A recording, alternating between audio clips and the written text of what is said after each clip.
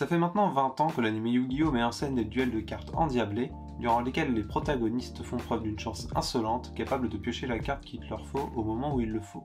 Et s'il devait y avoir un exemple en particulier de cette chance, ça serait bien le duel entre Noah et Yugi. Après avoir pris la place de Seto, Yugi se retrouve dans une situation désespérée, c'est alors qu'il va piocher la carte du Sanctuaire, une carte qui lui permet de piocher 6 cartes. C'est alors qu'il va piocher les 6 exactes bonnes cartes dont il a besoin pour faire un combo qui l'amènera directement à la victoire.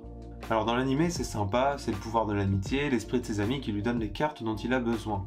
Mais dans la vraie vie, comment ça marche? Quelle était la probabilité pour que Yugi pioche ces 6 exactes bonnes cartes? Eh bien c'est ce qu'on va voir aujourd'hui. Tout d'abord, le duel oppose Noah à Seto. Durant cette partie, Seto joue 19 cartes de son deck. En partant du principe que son deck contient 40 cartes au départ, ce qui est le nombre classique pour un deck, il lui reste donc 21 cartes au moment où Yugi prend le relais. Yugi mélange ses 40 propres cartes aux 21 restantes de Seto et on obtient donc un nouveau deck de 61 cartes. Le duel se poursuit opposant cette fois Noah à Yugi et ce dernier joue 18 cartes, lui laissant 43 cartes dans son deck. Il pioche la carte du Sanctuaire, il n'en reste donc plus que 42 et c'est là que nos calculs commencent. Avec 42 cartes dans son deck, Yugi doit piocher les 6 bonnes cartes dont il a besoin.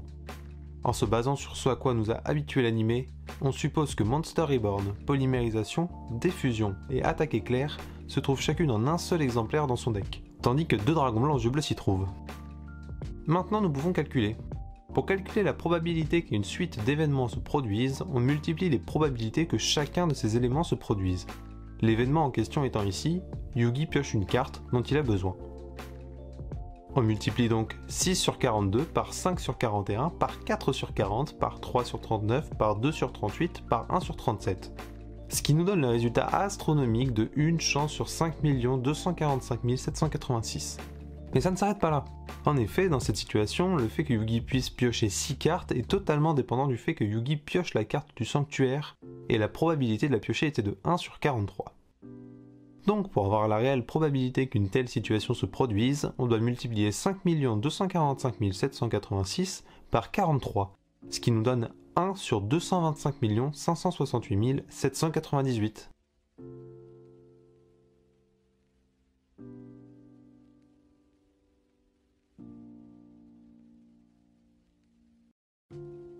Et voilà, c'est tout pour ce premier épisode des Yu-Gi Proba. Si tu as apprécié, n'hésite pas à aimer la vidéo et à la commenter. Je te conseille aussi d'aller voir nos autres vidéos, elles pourraient te plaire. Et sur ce, je te dis à la prochaine.